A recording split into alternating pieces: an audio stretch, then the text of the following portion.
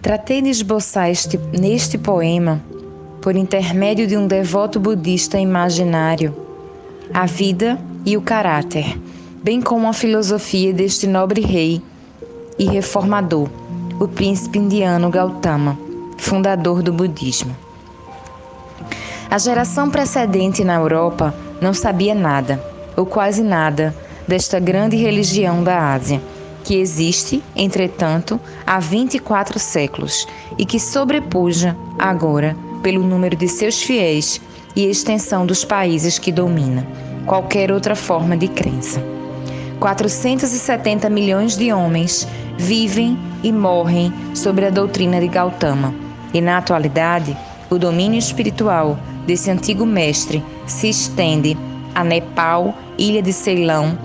toda a península do Extremo Oriente, China, Japão, Tibete, Ásia Central, Sibéria e Lapônia Sueca. A própria Índia poderia, com justiça, estar compreendida entre o magnífico império desta fé, porque ainda que a prática do budismo tenha desaparecido quase por completo do seu país natal, as impressões da doutrina sublime de Gautama estão gravadas de forma indelével no brahmanismo moderno. Além disso, os hábitos e convicções mais características dos indianos manam evidentemente dos benefícios da influência dos preceitos de Buda.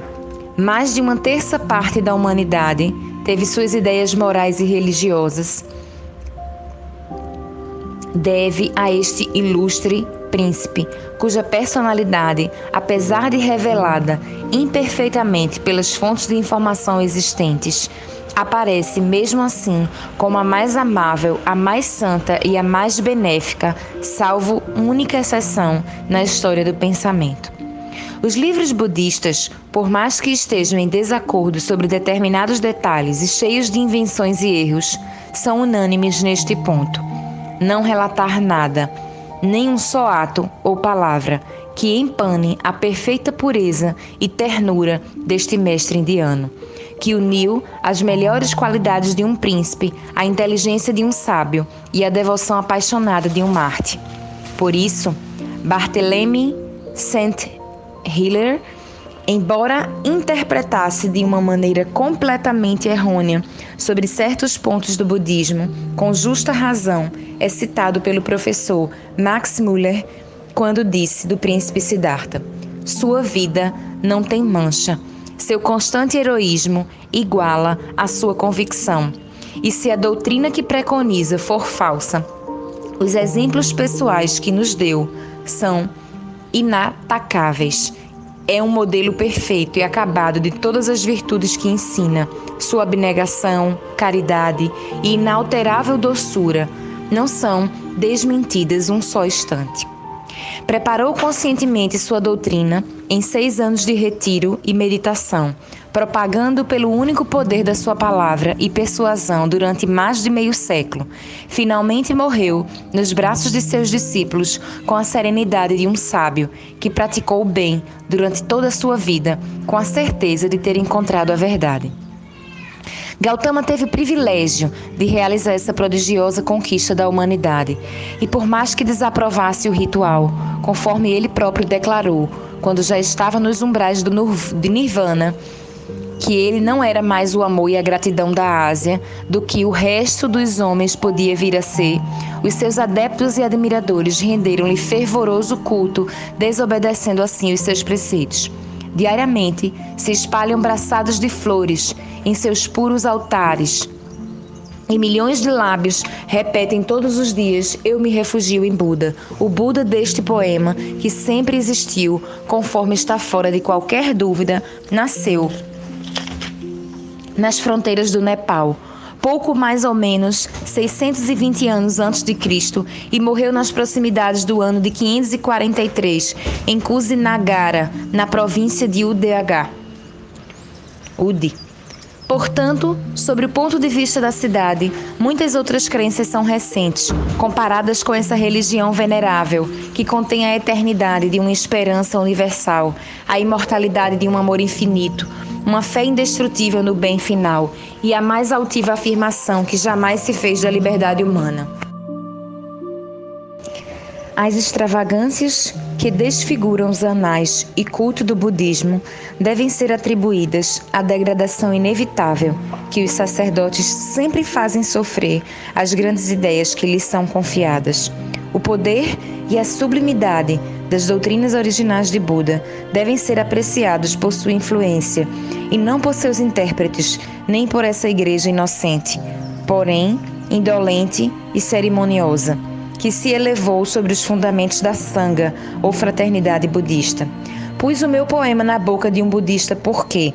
para apreciar o espírito e os benefícios asiáticos, temos que nos colocarmos sobre um ponto de vista oriental. E não poderíamos ser reproduzidos de outra forma, nem os milagres que consagram esta história, nem a filosofia que ela encerra. A doutrina da transmigração, por exemplo, que choca os espíritos modernos, havia se estabelecido e era universalmente aceita pelos indianos no tempo de Buda. Na época em que Nabucodonosor tomou Jerusalém, os médias se apoderaram de Nínive e os focenses fundaram Marsella. A exposição que fiz aqui deste antigo sistema é necessariamente incompleta e, em obediência às leis da arte poética, passa rapidamente sobre muitas matérias assaz importantes, sobre o ponto de vista filosófico, bem como sobre a longa carreira de Gautama. Porém, considero meu objetivo alcançado, se tiver conseguido dar uma ideia justa do sublime caráter deste nobre príncipe e do sentido geral das suas doutrinas. Uma vez que estas suscitaram uma prodigiosa controvérsia entre os eruditos, previno que tomei as citações imperfeitas, tais quais se encontram na obra de Spencer Hardy, tendo modificado mais de uma passagem nos relatos ordinários. Entretanto, as definições que dou aqui de Nirvana, Karma, Dharma e outros pontos essenciais do budismo são pelo menos o fruto de estudos consideráveis e da firme convicção que nunca uma terça parte da humanidade teria chegado a crer em abstrações vazias e do nada como fim e coroamento do ser.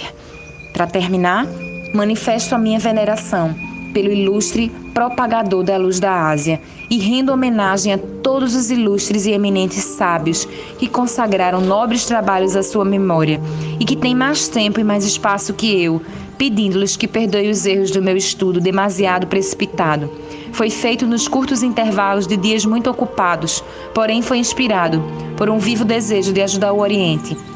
e o Ocidente a se conhecerem melhor. Chegará um tempo, talvez, eu o espero, em que este livro e o meu Cântico dos Cânticos Indianos, bem como meus idílios indianos, preservarão a memória de alguém que amou a Índia e os povos indostânicos. Edwin Arnold.